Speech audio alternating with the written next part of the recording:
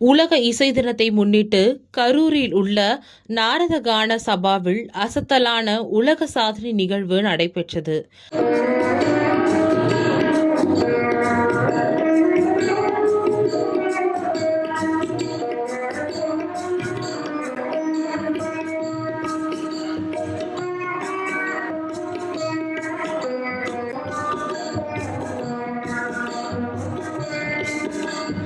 சென்னை தமிழ் இசை கல்லூரி மாணவி ஸ்ரீ விஸ்வஜனனி மற்றும் கரூர் தனியார் பள்ளி மாணவி நேத்ரா ஆகிய இருவர் இணைந்து தொடர்ந்து 10 மணி நேரம் வீணை வாசித்து புதிய உலக சாதனையை படைத்துள்ளனர்.